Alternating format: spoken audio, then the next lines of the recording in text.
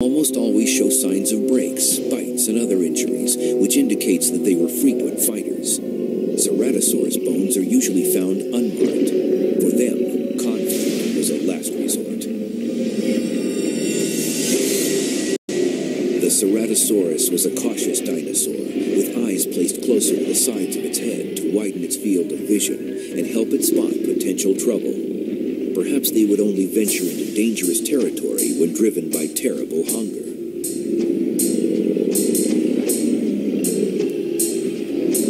Dinosaurs like Allosaurus and Tyrannosaurus rex would have marked the boundaries of their territory with scent marks like modern predators do. These scent marks were a clear warning to intruders that they were not welcome.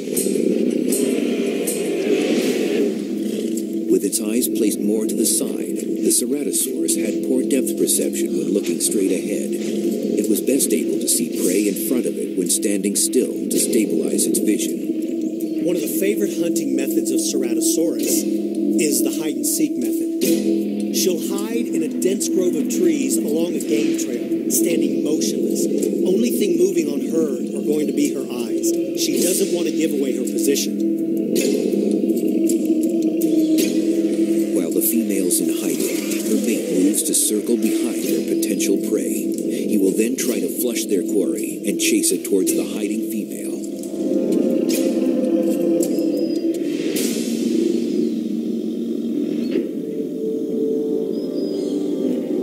We see the same sort of behavior in modern lions, where the male will simply act as a distraction to drive prey towards the awaiting female.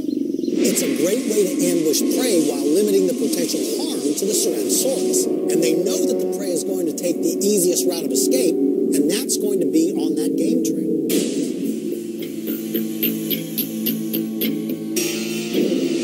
Once the male knows that the prey has gotten on the game trail, the chase ensues. The Ceratosaurus is trying to make as much noise as he can. He's trying to drive the prey into the waiting arms of his hidden mate. The male Ceratosaurus will use a loud roar to drive the prey and alert his hiding mate.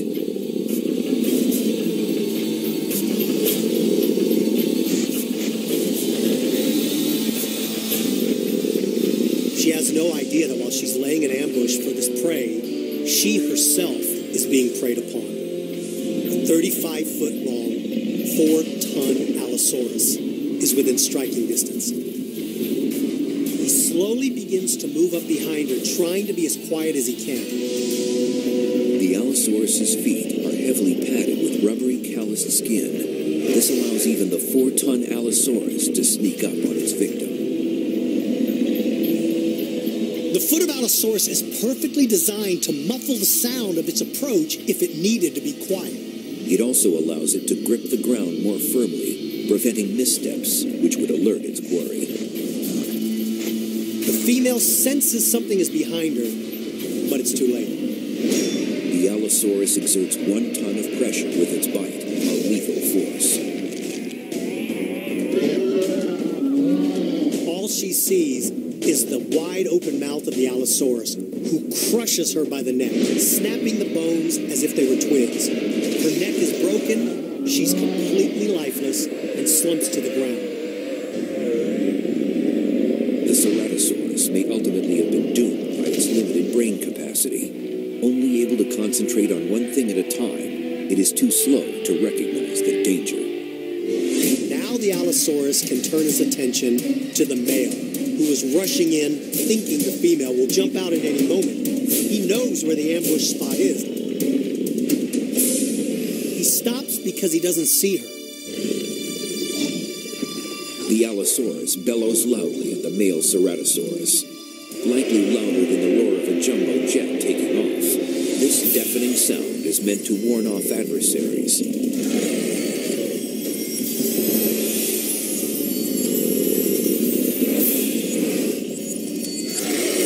He senses something's wrong, but has no idea what. He catches slight movement.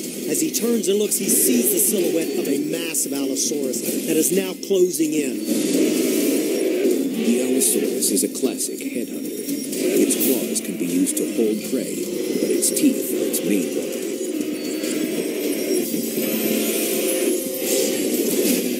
Allosaurus's jaws snap shut within inches of the Ceratosaurus, but he's safe. The Allosaurus turns his body, and the Ceratosaurus lines up to try to figure out where the mate is. The male can only assume she's run off, or worse, the Allosaurus has killed her. Like many bird species, the Ceratosaurus probably mated for life, but now he can concentrate only on survival. He knows that in this dense forest, he can maneuver a lot quicker. Using trees as defense, he ducks in and out, trying to get in close enough to attack the Allosaurus. The Allosaurus stands its ground and simply leans that monstrous body forward, snapping that mouth every time the Ceratosaurus steps from behind a tree. Ceratosaurus looks at his attacker and recognizes the two most vulnerable spots. He realizes that if he can outflank the Allosaurus and jump on its side, the Allosaurus has no defense. He'll be able to leap onto his side and rip him open. His long, stiffened tail is designed like a balancing pole. He can leap onto the side of that Allosaurus and use that tail to balance while he's up there. It would be like the world's first rodeo rider, only this rodeo ends in death. Judging by its size and skeleton, the Ceratosaurus would have been able to jump almost 20 feet in the air. He may be able to surprise the Allosaurus, who is thought to have a vertical leap of just over 10 feet. It is the Ceratosaurus's only hope. The Allosaurus has a lower jaw that is able to expand outward when he bites, so that he can swallow giant prey. And his size allows him to chase the biggest game. He is not used to fighting smaller, more agile opponents.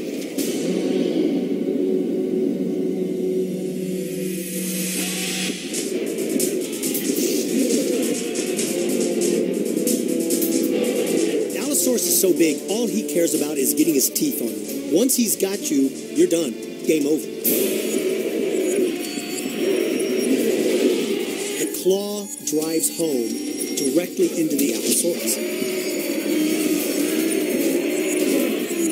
The Allosaurus roars in terror as it stands upright, blood gushing from the wound. Now the fight has changed. It's personal. The Ceratosaurus now has the perfect opportunity to outflank the Allosaurus. Ceratosaurus moves quickly around and leaps into the air, landing on the side of the Allosaurus. The Allosaurus is looking to kill this animal, not chase him away, but to kill him. Allosaurus, using his mass, is able to shift and shudder and ultimately throw the Ceratosaurus to the ground.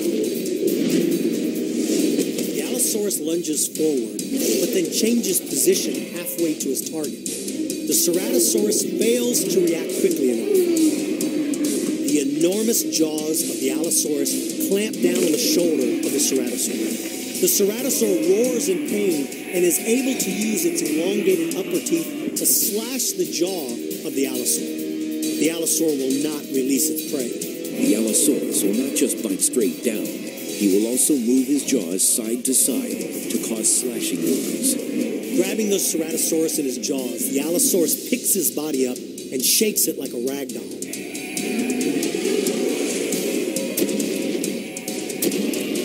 The Ceratosaurus slumps to the ground, and the Allosaurus towers over its prey.